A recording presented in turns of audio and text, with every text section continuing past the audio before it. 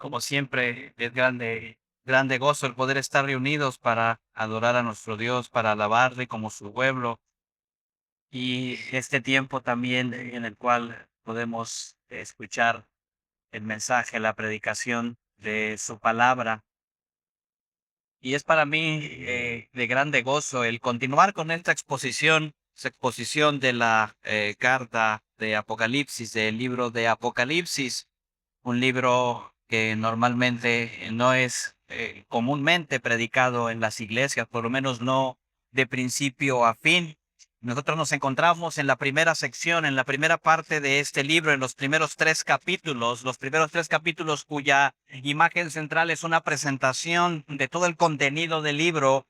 Es una presentación también de las 7 cartas a las 7 iglesias que nosotros hemos enseñado. Es una manifestación al mismo tiempo como el 7, el número de plenitud, que nos dice que estas cartas son aplicables y están dirigidas no solamente a las iglesias, a las 7 iglesias originales en Asia Menor en el siglo I, sino a toda iglesia del Señor Jesucristo en todo momento, en todo tiempo y en todo lugar.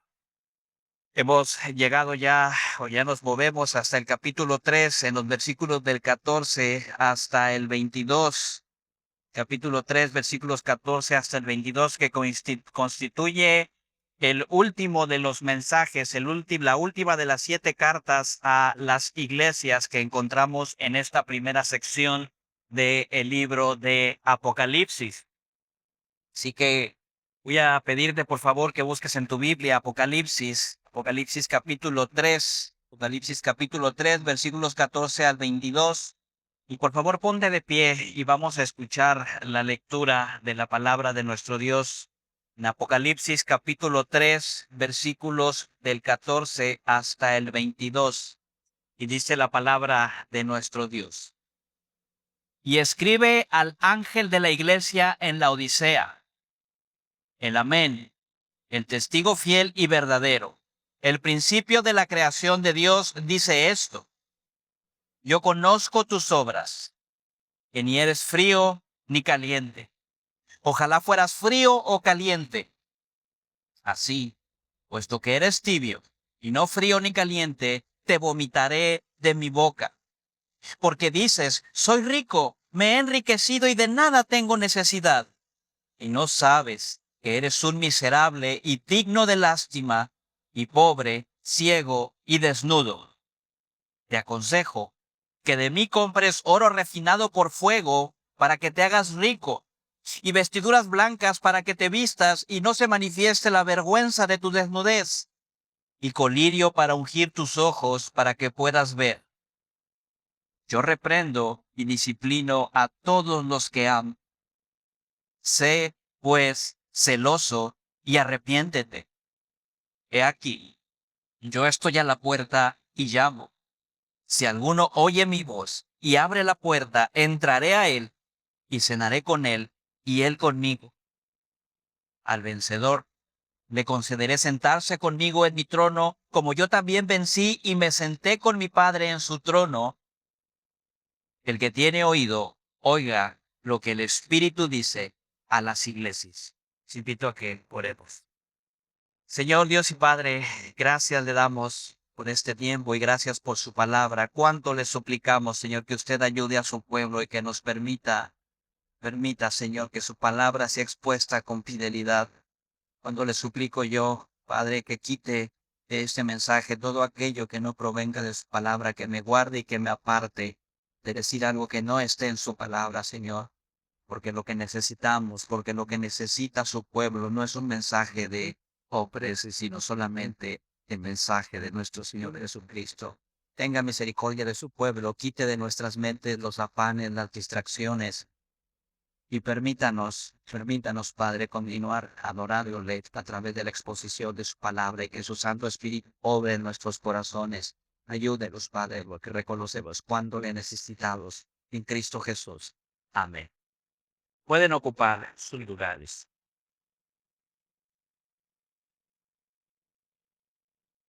Bien, pues como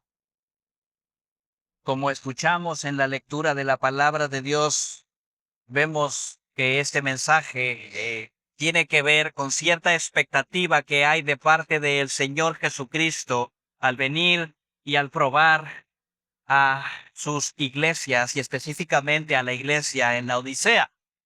Y esto podemos entenderlo de cierta manera porque probablemente, seguramente cada uno de nosotros nos hemos topado con la sorpresa de probar algo que nosotros esperábamos tuviera cierto sabor o tuviera cierta consistencia, pero que al probarlo, que al meterlo, que al saborearlo en nuestra boca nos damos cuenta de que es algo que no era lo que esperábamos. Quizás a alguno le ha sucedido con la leche cuando está demasiado tiempo en el refrigerador o se queda afuera y te sirves un vaso de leche que piensas que va a ser leche fresca con un agradable sabor y de repente te encuentras con un sabor que es asqueroso y que no puedes hacer otra cosa más que escupirla lo más pronto posible. Bueno, una figura parecida, pero con una importancia infinitamente más profunda, es la figura que usa el Señor Jesucristo aquí para describir a esta iglesia en la Odisea y el sabor que produce en su boca al probar las obras que hay en esta iglesia. La ciudad de la Odisea, situada a unos 69 kilómetros al sureste de la ciudad de Filadelfia y a 17 kilómetros al oeste de la ciudad de Colosas, una ciudad que fue convertida por los romanos en un centro judicial y administrativo, en una especie de ciudad capital, en cuyo lugar se encontraban una serie de carreteras que se movían de un lugar a otro y que hacían de esta ciudad un importante centro de gobierno y un importante centro comercial de su época, haciendo que esta ciudad se convirtiera en una ciudad que no solamente tenía riqueza, sino que además tenía influencia. No sabemos, no hay información que nos diga quién fue la herramienta utilizada por Dios para plantar una iglesia cristiana en la Odisea. Lo que sí sabemos y lo que tenemos claramente en esta sección de la Escritura es que la congregación para el tiempo del apóstol Juan se había vuelto una congregación orgullosa, cargada de autosuficiencia y espiritualmente tibia. Vamos a analizar la carta del Señor Jesucristo a la iglesia en la Odisea a través de dos encabezados principales. El primero de ellos en los primeros 3 versículos del 14 al 17, que nos habla de la gravísima repulsión que siente el Señor Jesucristo al probar las obras de esta iglesia.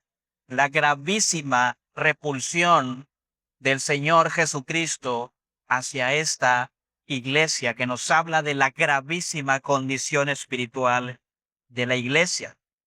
En segundo lugar, hablaremos en los versículos 18 al 22 de el extraordinario remedio que ofrece el Señor Jesucristo a esta iglesia con ese repugnante estado espiritual. Así que comenzaremos hablando sobre la gravísima repulsión del Señor Jesucristo hacia esta iglesia. Vamos a comenzar en el versículo 15. En el versículo 15, porque nos damos cuenta cuando leemos estas palabras que el Señor Jesucristo es el que es capaz con una sola probada de conocer el estado de su iglesia. Y al leer estas palabras y tomar toda la figura que está utilizando el Señor Jesucristo, debemos decir que cada iglesia tiene un sabor distinto, porque cada iglesia es distinta. Y cada iglesia produce una reacción diferente, un gusto diferente. Incluso en cada uno de nosotros, cuando nos acercamos a una iglesia, cuando visitamos una iglesia, siempre nos vamos con lo que nosotros llamamos cierto sabor de boca. Puede ser un sabor de boca agradable o puede ser algo desagradable. Pero si alguien tiene el gusto perfecto para conocer por una sola probada el estado de la iglesia, ese es el Señor Jesucristo. Nosotros leemos qué es lo que encuentra el Señor Jesucristo al probar las obras de esta iglesia. Versículo 15. Yo conozco tus obras, que ni eres frío ni caliente. Ojalá fueras frío o caliente. Así, puesto que eres tibio y no frío ni caliente, te vomitaré de mi boca.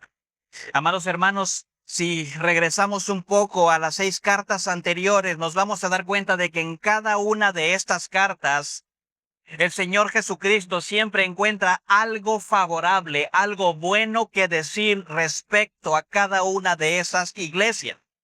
Incluso recordarás tú la moribunda Sardis. El Señor Jesucristo encuentra en esa iglesia algo agradable, un remanente fiel que se halla dentro de una iglesia que tiene fama de que está viva, pero está muerta. Sin embargo, al leer estas palabras, nos damos cuenta de que el Señor Jesucristo no dice absolutamente nada bueno de la iglesia de Laodicea. Por el contrario, las palabras que usa el Señor Jesucristo en los versículos 15 al 16 son lo que nosotros llamaríamos brutalmente honestas.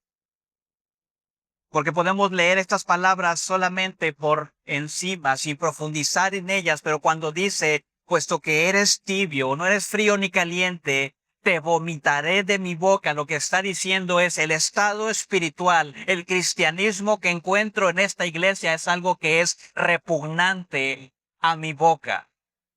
Estoy a punto de vomitarte. Me causa náuseas tu cristianismo, iglesia, en la Odisea. Son palabras tremendamente fuertes.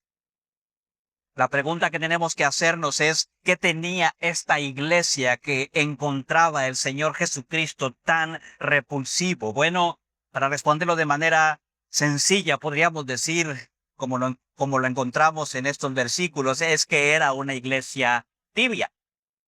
¿Pero qué quiere decir esto? El ser una iglesia tibia o alguien tibio en la fe se ha entendido como una metáfora de la falta de fervor espiritual, como personas que tienen un medio compromiso con Cristo, personas que no arden en su pasión por el Señor Jesucristo. Pero nosotros leemos que en este pasaje el Señor Jesucristo dice, ojalá fueras frío o caliente. Y eso quiere decir, o eso nos genera un problema. Porque si nosotros decimos y entendemos el ser tibio como alguien que, mira, más o menos se comporta bien, medio sirve en la iglesia, medio hace las cosas a media, al mismo tiempo estaríamos diciendo que el Señor Jesucristo desea más una condición espiritual de alguien que está frío. Estaríamos diciendo que ambos extremos, tanto el calor como el frío, son positivos.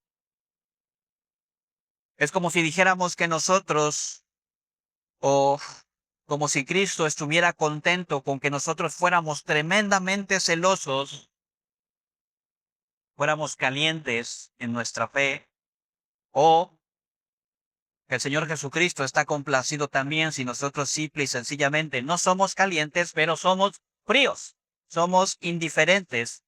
Todo lo que se encuentre entre estos dos extremos está mal. Ser tibio está mal, pero ser frío estaría bien. Ser caliente también es algo aceptable delante de Dios. Ahora, amados hermanos, es cierto que humanamente hablando es más probable que una persona que no profesa ser creyente se arrepienta de sus pecados y caiga a los pies de Cristo, que una persona que vive engañada y profesa ser creyente y que no encuentra en ella misma una necesidad de arrepentimiento, que en algún momento haga una verdadera profesión de fe. De hecho,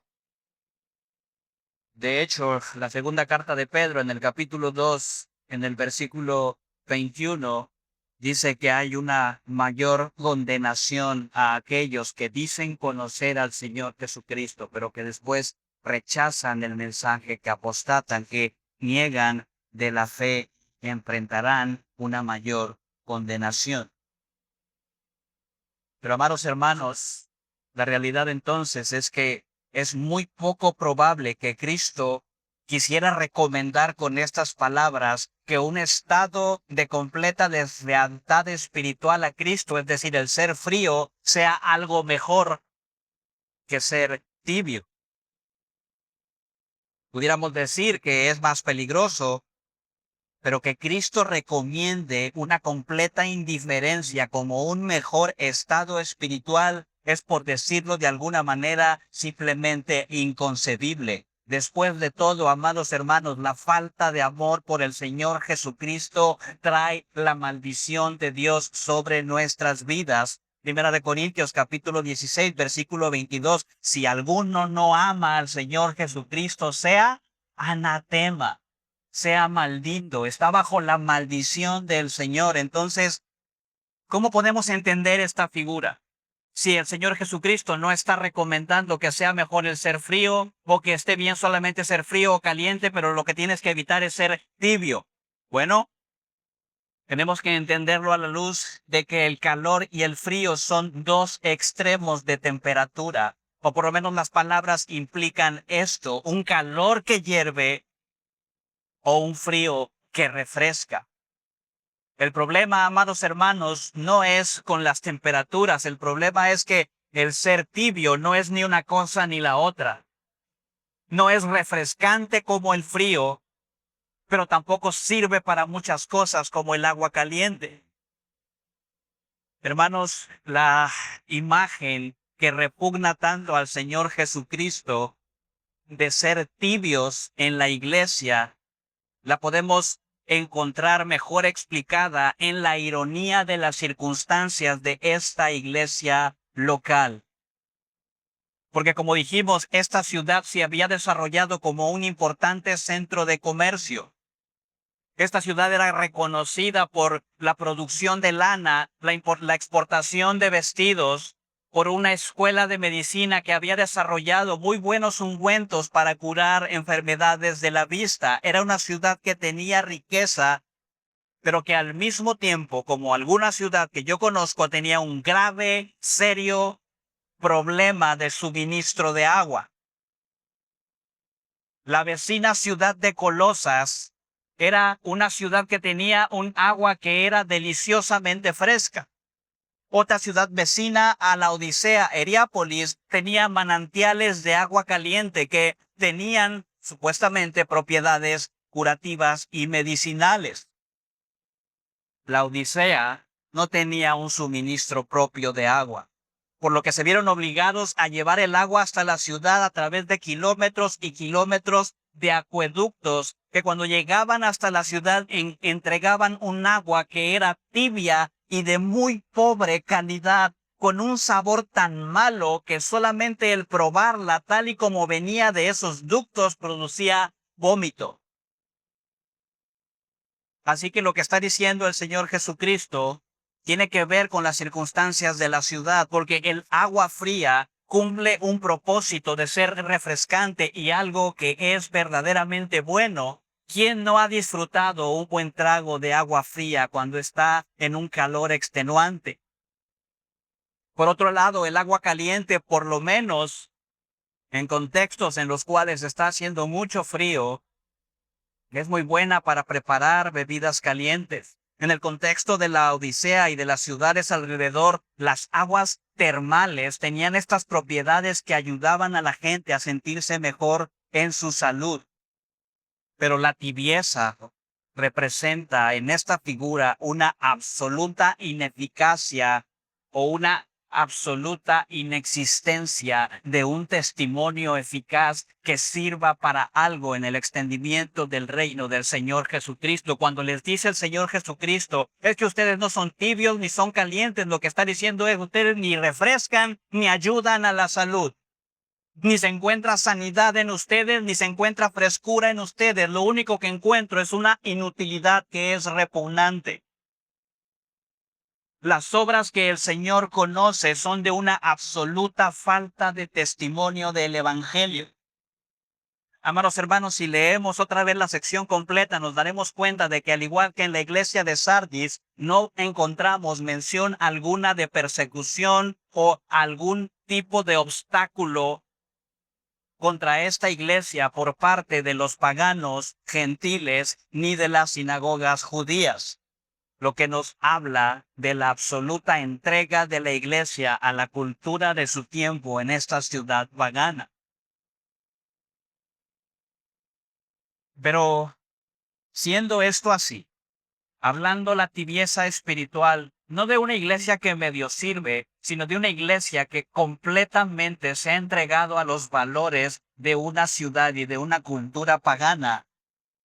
¿Por qué el Señor Jesucristo es tan severo en su diagnóstico? ¿Y por qué no fue tan severo con su diagnóstico de la iglesia en Sardis, por ejemplo? Bueno, como recordamos hace un momento, para empezar en Sardis, por lo menos había un remanente que luchaba por la santidad y por mantener un testimonio fiel de Jesucristo. Pero además en la iglesia de la Odisea, no solo encontramos una capitulación, una entrega a los valores del mundo, sino algo que es todavía más grave, que es la negación, no solamente la negación de su deplorable estado espiritual, sino que además ellos consideraban que al vivir de esa manera, siendo iguales al mundo, al mismo tiempo se encontraban en un excelente estado espiritual.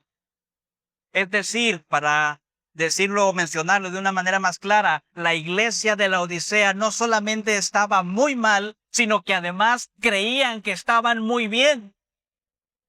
Creían que no necesitaban nada. Creían que no necesitaban de Cristo, que no necesitaban de la palabra, que no necesitaban del evangelio, porque ellos estaban bien espiritualmente hablando. El problema y lo que hace más serio y más repugnante el estado espiritual de esta iglesia es el orgullo y la autosuficiencia, que es precisamente lo que causa el total desagrado del Señor Jesucristo. No solamente es el estar mal espiritualmente, es el estar tremendamente mal y al mismo tiempo creer verdaderamente y presumir de ser una persona que está caminando de una manera perfecta delante de Dios. Eso es lo que hace que el Señor diga: tu cristianismo me da asco. Y es precisamente en esto en lo que el Señor centra su reprensión. Mira lo que dice el versículo 17. Porque dices: soy rico, me he enriquecido y de nada tengo necesidad, y no sabes que eres un miserable y digno de lástima, y pobre, ciego y desnudo. Amados hermanos, la ciudad de la Odisea era una ciudad orgullosa, llena de autosuficiencia. En el año 60 después de Cristo, un terremoto afectó la ciudad, destruyéndola casi por completo. El gobierno romano ofreció ayuda financiera para la reconstrucción de la ciudad. ¿Y saben qué es lo que hizo la iglesia? Perdón, no la iglesia, la ciudad en la Odisea. Hizo lo que no haría ningún gobierno en nuestra República Mexicana. Rechazó ese dinero.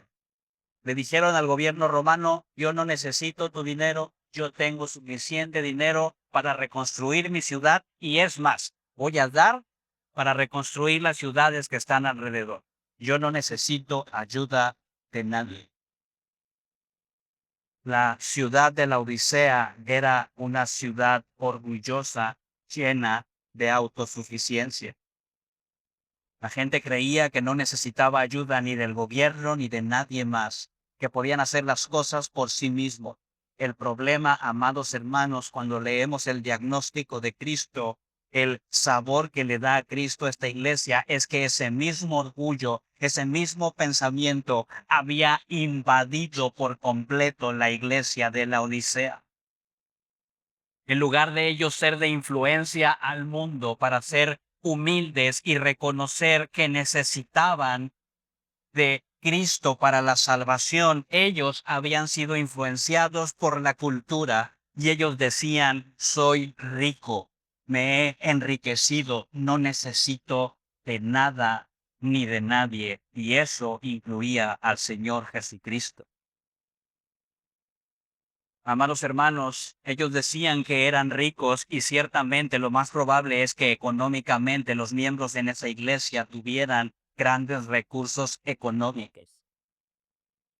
Yo no pensaría qué tiene de malo eso. Bueno, el problema, el problema es que en un contexto, recordemos el contexto de estas 7 iglesias en Asia Menor.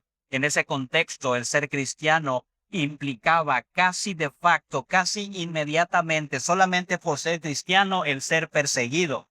Había diferentes formas de persecución, pero como mínimo lo que tú podías esperar si te declarabas como cristiano es ser relegado de la sociedad y por ende ser relegado de los negocios, porque tenías que pertenecer a ciertos grupos que adoraban a dioses como patrones de ciertas actividades para poder ser parte del comercio y de los negocios en estas ciudades. Así que por lo menos los negocios que dejaban mucho dinero, que dejaban muchas ganancias, eran negocios de los cuales los cristianos eran excluidos porque ellos se negaban a participar en la adoración a falsos dioses, o por lo menos muchos lo hacían, pero no los creyentes en la Odisea. Amados hermanos, cuando analizamos un poco el contexto histórico, tenemos que entender algo. No había forma de que los cristianos en la Odisea fueran tan prósperos económicamente al grado de decir que son ricos sin al mismo tiempo renunciar a un testimonio fiel del Señor Jesucristo. No podían estar tan bien en esa sociedad sin al mismo tiempo ceder ante los cultos y prácticas paganas de esa sociedad. Por eso el Señor Jesucristo dice, tú crees que eres rico, pero eres un miserable, digno de lástima, pobre, ciego y estás desnudo.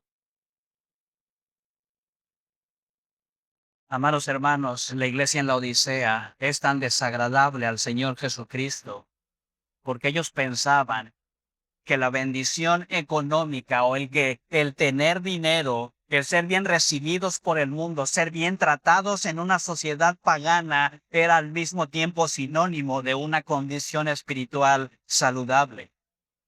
Un error bastante común en el pueblo de Dios y que nosotros vemos desde el Antiguo Testamento. En las predicaciones que vemos sobre el profeta Oseas, nosotros encontramos que este era un error que tenía el pueblo. Y en Oseas capítulo 12, versículo 8 dice, y Efraín ha dicho, ciertamente me he enriquecido, he adquirido riquezas para mí, en todos mis trabajos no hallarán en mí iniquidad alguna que sea pecado. Porque soy rico, porque tengo dinero, eso quiere decir que estoy bien con Dios. En el Nuevo Testamento encontramos también el joven rico, que se acerca al Señor Jesucristo preguntando qué era lo que tenía que hacer para heredar la vida eterna. Pero en realidad lo único que quería que el Señor le dijera es, mira, pues tú eres rico, tú has hecho todo bien. Amados hermanos, hay un tremendo contraste entre lo que la iglesia en la Odisea piensa de sí misma y lo que el Señor dice de esta iglesia, que es su realidad espiritual. Yo conozco tus obras, que ni eres frío ni caliente. Porque dice soy rico, versículo 17, no sabes que eres un miserable y digno de lástima. Eres pobre porque no tienes nada con qué comprar el perdón o la entrada en el reino de los cielos. Estás desnudo porque no tienes las ropas de justicia que solamente Cristo te puede dar. Eres ciego porque no tienes conciencia de tu pobreza espiritual. Tú piensas que estás bien delante de Dios. Eres miserable, pero lo peor de todo es que eres ciego ante tu miseria. Amados hermanos, cuando entendemos esto, también debemos comprender por qué el Señor se muestra tan disgustado con esta iglesia más que con cualquier otra de las 7 iglesias en Asia Menor. Porque, amados hermanos, la autosuficiencia, el creer que somos suficientes en nosotros mismos, en alguien que se dice creyente, al mismo tiempo es una negación del Evangelio. el creer que yo soy suficiente en mi vida para mí, el creer que yo me basto a mí mismo con mis opiniones, con mis decisiones para crecer en santidad, el creer que yo puedo adorar a Dios a mi manera, el creer que no necesito de Cristo, aunque no lo diga de esa manera, para tener una buena relación con Dios, que es una negación de la cruz de Cristo. Amados hermanos, el problema de la Odisea es el mismo problema que Pablo señala en la iglesia de los Gálatas. Las circunstancias podían ser diferentes, pero la arrogancia era la misma.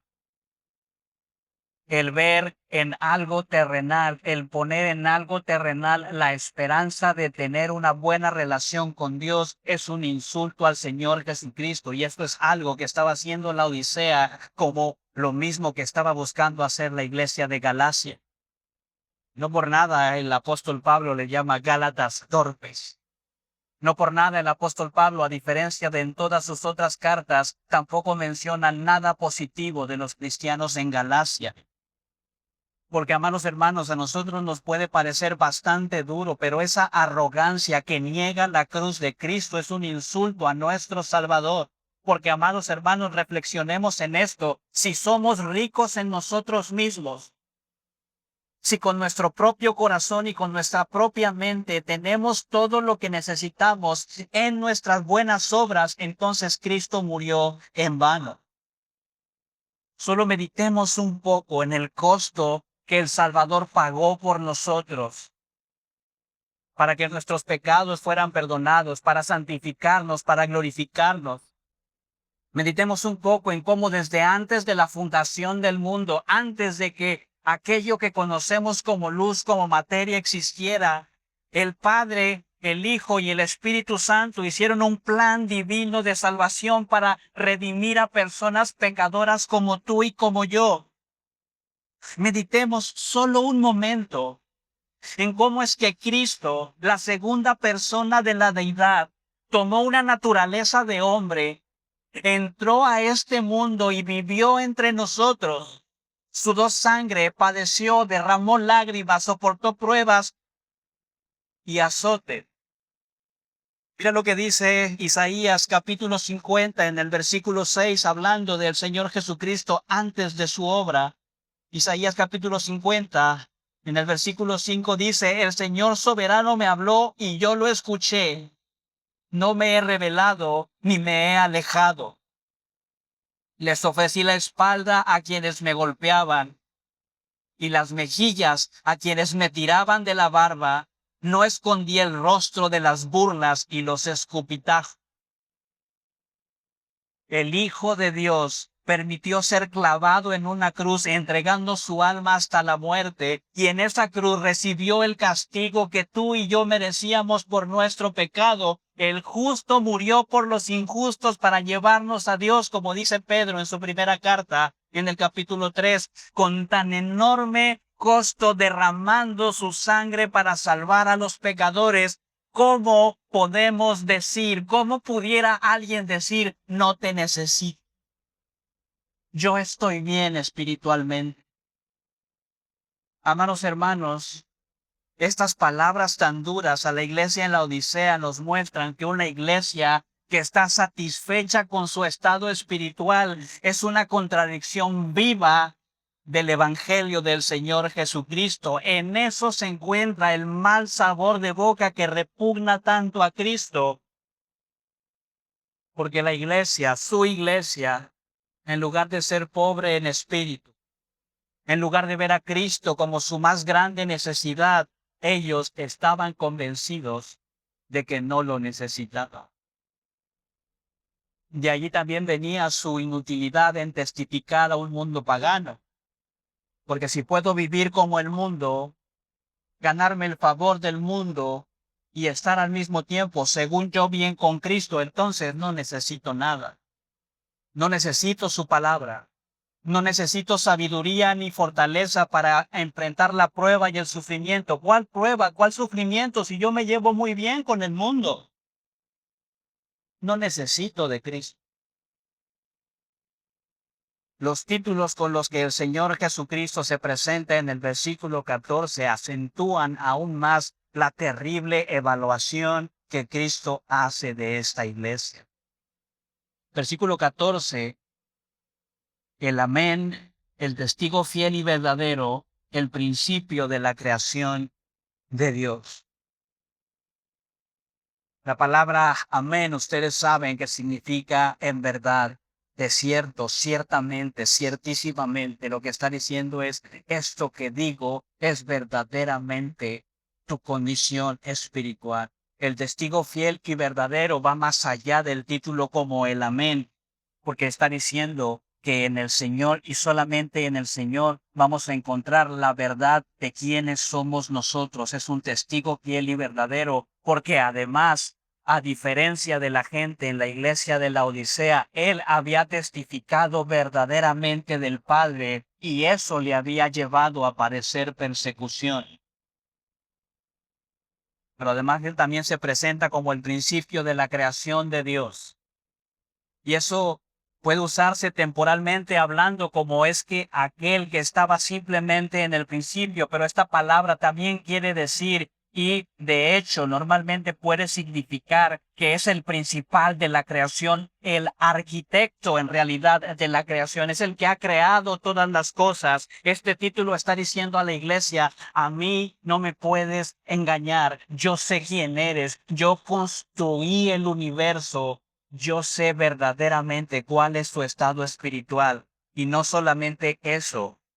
Yo soy el principio de la creación, el arquitecto de la creación, pero también soy el principio de la nueva creación, de la resurrección de los muertos. Si alguien sabe de tu estado espiritual, ese soy yo. Y lo que dice el Señor Jesucristo es, te lo advierto, la Odisea.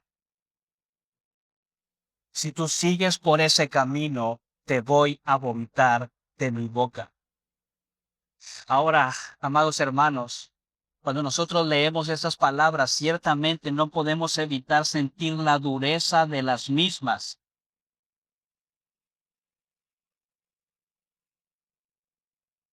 Pero en la paciencia y en el amor del Señor, nosotros entendemos también que en estas mismas palabras encontramos misericordia. En el versículo 16 dice, porque eres tibio y no frío ni caliente, te vomitaré de mi boca. Y una vez más, ciertamente dice, tu cristianismo me es nauseabundo. Me causa asco que seas como el mundo y que pienses que no me necesitas, que pienses que estás bien. Estoy a punto de vomitarte, no voy a aguantarte más en mi boca. Sigue en ese camino y seguro te seguiré.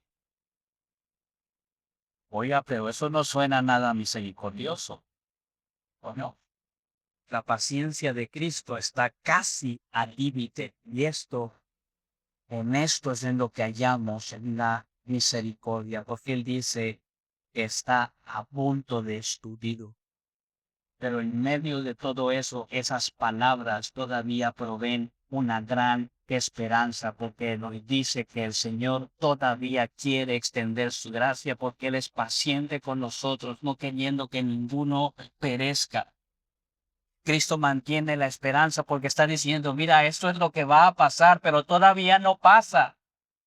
Te estoy advirtiendo antes de que esto suceda. Cristo mantiene la esperanza porque Cristo dice con estas palabras que aún hay una forma en la que esta iglesia, incluso con ese repugnante estado espiritual que Cristo lo llama un vomitivo, hay una forma en la que esa caída, por grave que es, se puede todavía detener.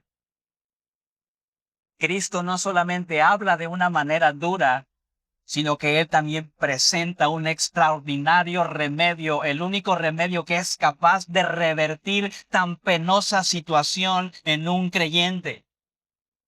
El remedio para el orgullo y la autosuficiencia. Y eso se presenta en la siguiente parte, en los versículos del 18 al 22. Mira lo primero que les dice el Señor Jesucristo, y quiero que pongamos atención a estas palabras. Te aconsejo que de mí compres oro refinado. Y escucha esas palabras bien, te aconsejo. Después de la dureza de lo que acabamos de escuchar, el Señor se acerca como el admirable consejero. Él pudiera haber dicho muchísimas cosas que fueran duras, pero el Señor dice, te doy este consejo. Es un consejo que no es de carácter opcional, porque es un consejo que si no se toma, te va a llevar a la perdición, pero que al mismo tiempo demuestra una gran gracia divina y una paciencia que ninguno de nosotros merece. Luego él continúa utilizando el lenguaje del mercado. Te aconsejo que de mí compres.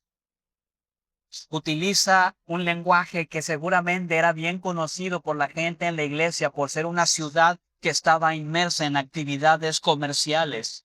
Y es un pasaje que al mismo tiempo alude a otro pasaje en el Antiguo Testamento, Isaías 55:1. Isaías 55:1 dice, todos los sedientos venid a las aguas, y los que no tenéis dinero, venid, comprad y comed.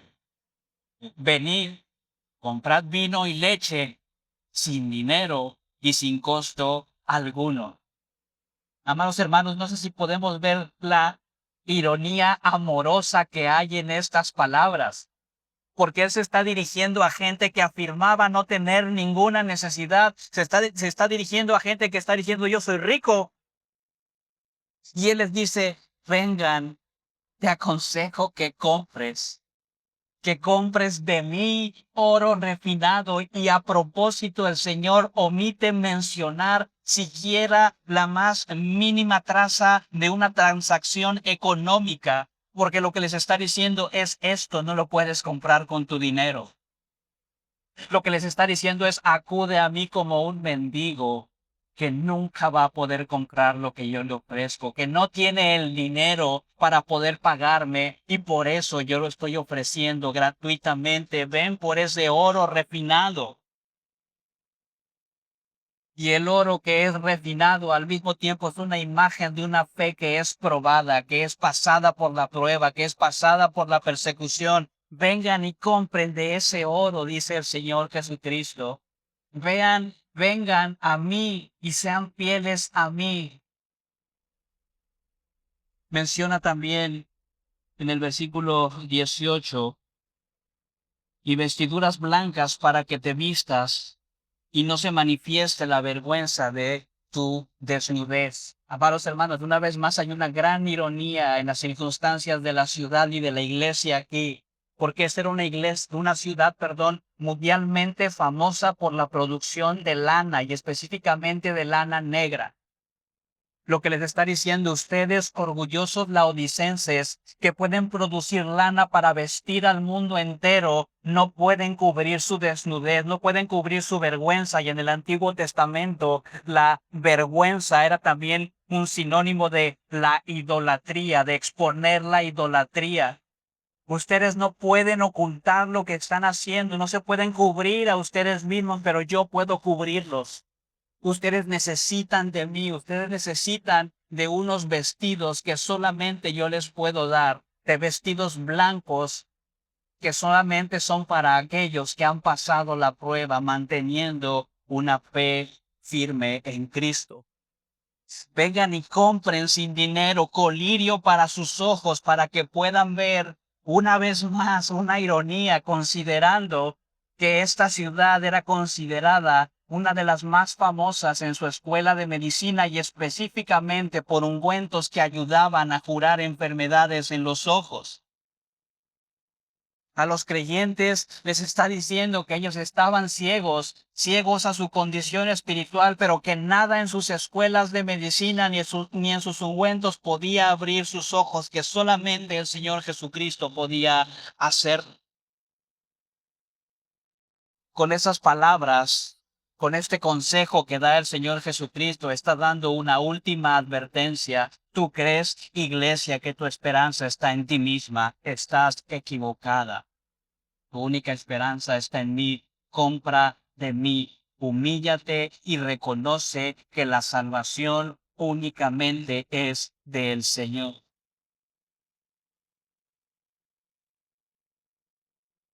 Pero además, el Señor Jesucristo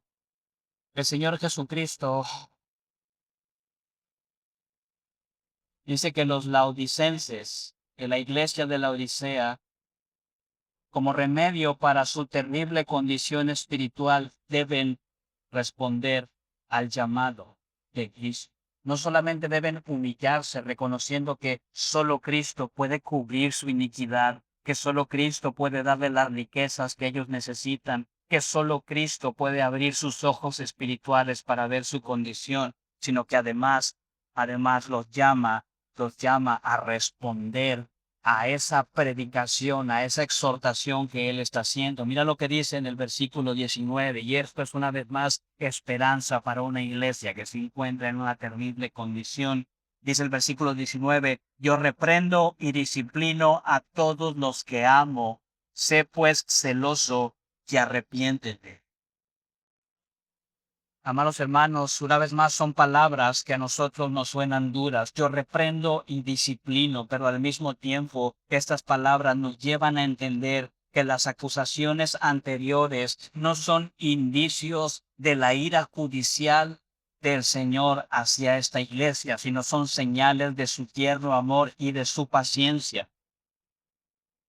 Porque el mensaje de reprensión y disciplina, aunque es duro, al mismo tiempo no es de un rechazo definitivo. Aunque existía la posibilidad de que aquellos que no respondieran demostraran ser apóstatas y sufrieran la condenación eterna, al mismo tiempo el Señor todavía les está llamando al arrepentimiento. El Señor les está diciendo, todavía tienes esperanza, amada iglesia, porque yo disciplino a los que amo.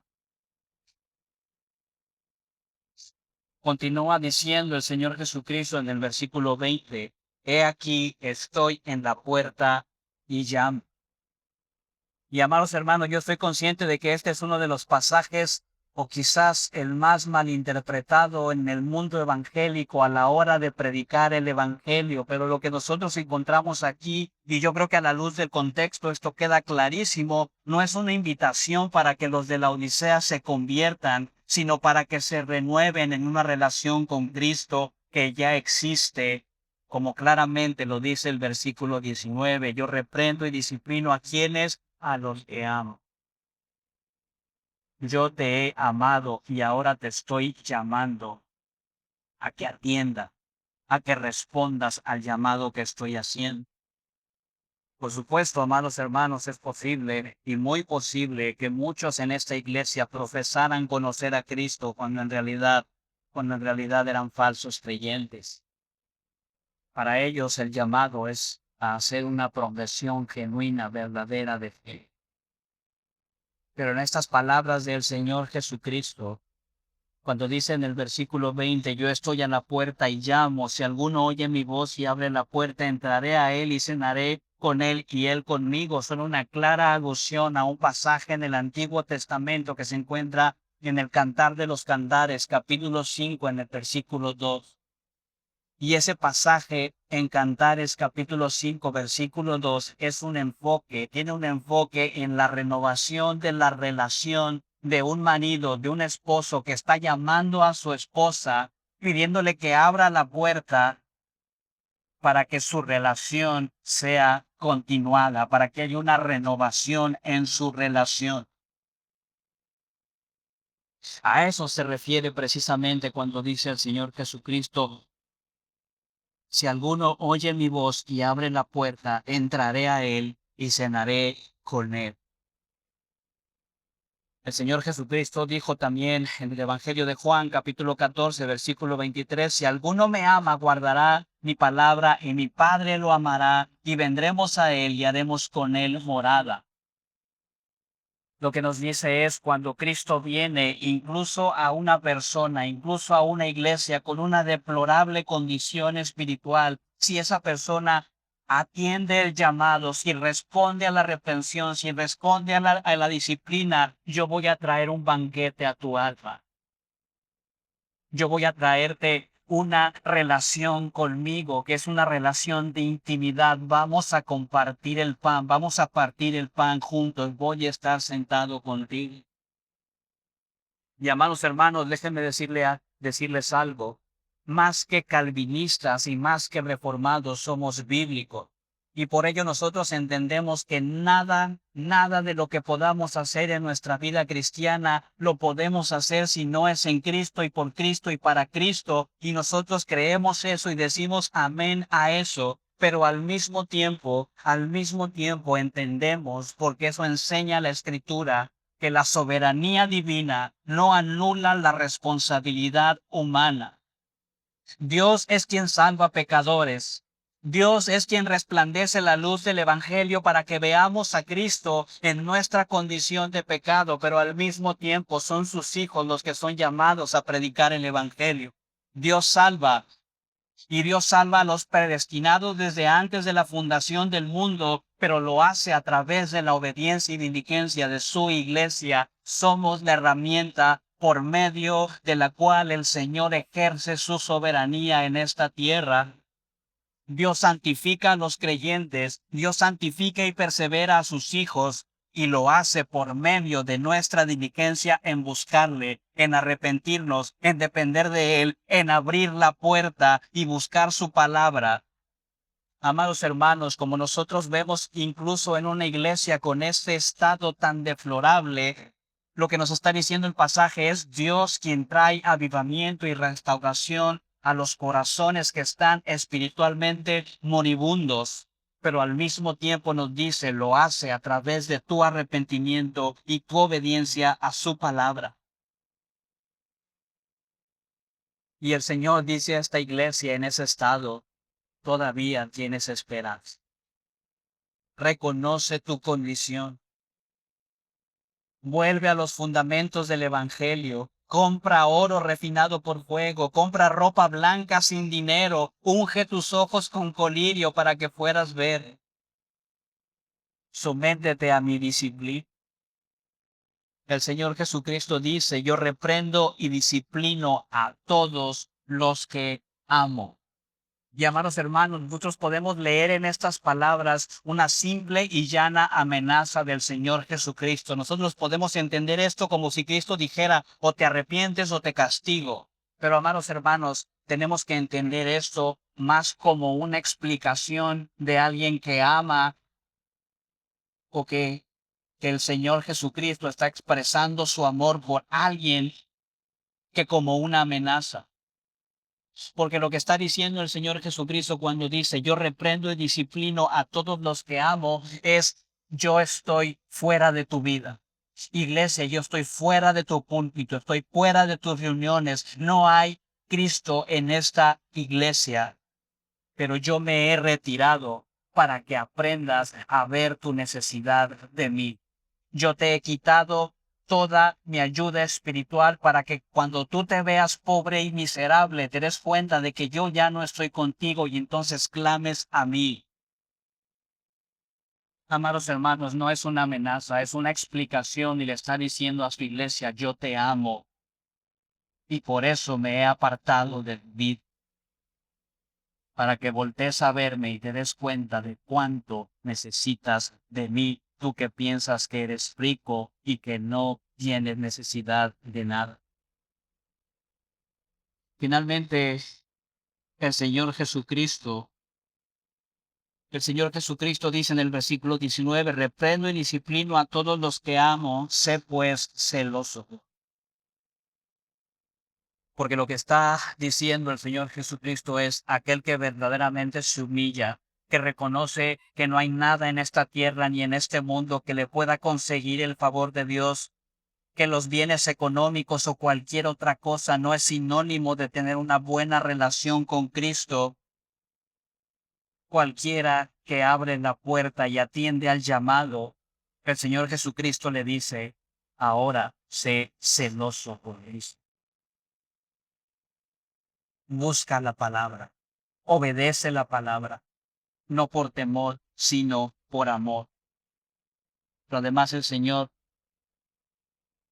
llama a esta iglesia a aferrarse a las promesas, a aquellos que abren y que atienden el llamado al arrepentimiento que el Señor Jesucristo está haciendo. Al vencedor de concederé sentarse conmigo en mi trono, como yo también pensé y me senté con mi Padre en su trono. Amados hermanos, el que Cristo venga y se siente y cene con su pueblo es suficiente honor para los hijos de Dios, pero al mismo tiempo aquí nos dice que Él nos promete mucho más que eso. Él promete llevarnos a la gloria y coronarnos y desposarnos consigo mismo. Mira lo que dijo el Señor en Mateo 19:28. Jesús les dijo, en verdad os digo que vosotros que me habéis seguido en la regeneración, cuando el Hijo del Hombre se sienta en el trono de su gloria, os sentaréis también sobre 12 tronos para juzgar a las 12 tribus de Israel. Cristo simple y sencillamente está reiterando esa promesa, como yo he vencido. Como yo me he sentado en el trono de mi Padre en gloria, así haré que vosotros, pueblo mío, venza solamente por gracia, solamente por la fe. Y amados hermanos, no debemos ver más allá de lo que es una figura, porque lo que implica estar sentado con Cristo en su trono nos está hablando de la participación en su gloria, de que seremos consumados como una nación de sacerdotes, profetas y reyes. Tendremos esa comunión perfecta y gozaremos y disfrutaremos de esa victoria que es de Cristo, porque si estamos en Cristo, esa victoria es nuestra también, solo por la gracia de Dios. Así que, amados hermanos, el Señor concluye sus palabras a las 7 iglesias de Asia, como ha concluido cada una de las cartas en el versículo 22, el que tiene oído, oiga lo que el Espíritu dice a las iglesias. Y amados hermanos, es muy fácil y es muy sencillo sentarnos y escuchar la carta a la Odisea y pensar qué terrible la condición de esa iglesia, pero amados hermanos, no olvidemos que esta sección está escrita para nosotros. No olvidemos que si estamos pensando qué terribles y qué malvados esos de la Odisea, gracias Señor por no ser tan pecador como ellos, amados hermanos, ya estamos en la misma, no la misma, pero en el mismo camino a la condición espiritual que había en la iglesia en la Odisea, una iglesia que se creía con una buena y perfecta condición espiritual. Así que, amado hermano, cuando tú escuchas estas palabras, que son palabras duras, no olvides que al mismo tiempo son palabras que ofrecen esperanza. Y es un llamado para que no nos gloriemos en nuestra condición espiritual, sino para que volteemos a ver la cruz de Cristo. Y si somos algo, reconozcamos que es solamente por su gracia y que nosotros no merecemos la gloria por nada de lo que Dios ha hecho en nosotros, que toda la gloria es para Cristo y que es solamente por su gracia que Él nos sustenta, que si esta es su voluntad, no caeremos en esa condición. Amados hermanos, no escuchemos estas palabras como si no tuvieran nada que ver con nosotros, porque la única forma en la que nosotros no seremos o no caeremos en la misma condición que la iglesia en la Odisea no está y no se encuentra en nosotros mismos, sino tiene que ver solamente con la gracia de Dios. Y nosotros, al igual que la iglesia en la Odisea, somos llamados a recordarnos cada día las verdades básicas del Evangelio, porque las verdades básicas del Evangelio son todo el Evangelio y son toda la vida cristiana. Nunca olvidemos que somos salvos solamente porque éramos miserables pecadores, merecedores del infierno, pero Cristo pagó por nuestros pecados en la cruz. Nunca pensemos que la obra ya ha terminado en nosotros. Pregúntale a tu esposa y ella te va a decir, no, todavía te falta mucho. Pero no necesitas ni preguntarle, solamente seamos diligentes en el estudio de la palabra. Veamos la palabra, estudiemos la palabra, no para adquirir conocimiento intelectual, sino buscando en ella ese espejo que nos va a decir y que nos va a informar de cuánto nos falta en nuestro crecimiento espiritual. Y si la leemos con humildad, y escucha bien lo que digo, hermano, si la leemos con humildad, si la leemos con el propósito correcto, lo que vamos a encontrar aquí nos va a mostrar nuestras faltas, nos va a mostrar nuestro pecado, nos va a mostrar cuánto necesitamos crecer todavía en nuestra relación con Dios, pero al mismo tiempo no nos va a destruir.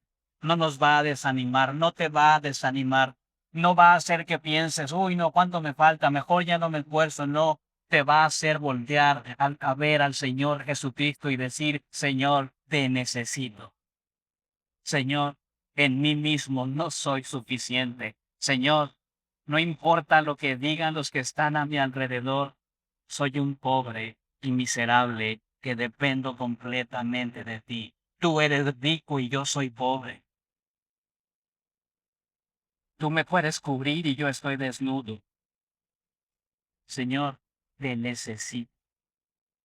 Que el Señor nos libre por medio de su palabra de caer en la autojusticia espiritual y que siempre reconozcamos cuánto necesitamos, cuánto dependemos, que es una dependencia completa de nuestro Señor, de nuestro Salvador, porque solamente a Él se le debe la gloria. Hermanos, Cristo llama a las puertas de su iglesia. Cristo llama a las puertas de nuestros corazones.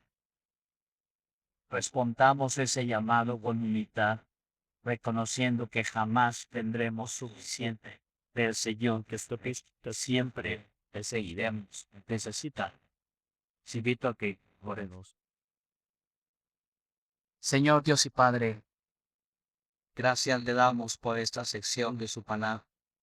Gracias porque en ella encontramos palabras que son fuertes, Señor. Llamados que son duros, pero al mismo tiempo usted nos ofrece esa gracia y esa misericordia que le caracteriza, Padre. Usted nos dice y usted llama incluso a los corazones. Se pueden encontrar en un estado espiritual tan deplorable. Y usted dice, hay esperanza. Venga, arrepientes, compren sin dinero. Sean ricos en Cristo, y yo los llevaré conmigo a la gloria. Gracias, Padre, ayúdenos a vernos a estas promesas, solamente por su gracia, libren de la autojusticia, Señor, y llévenos siempre de prioridad que únicamente usted. Te adoramos, Padre. Usted clama, que usted suplicamos que continúe esa obra por medio de tu Espíritu Santo en nosotros. Esto Jesús. Amén. Amados hermanos, vamos a ponernos de pie, por favor. Vamos a entonar un canto para pedir al Señor también que siempre sea Él nuestra visión, que siempre sea Él lo más importante, nuestra gran necesidad.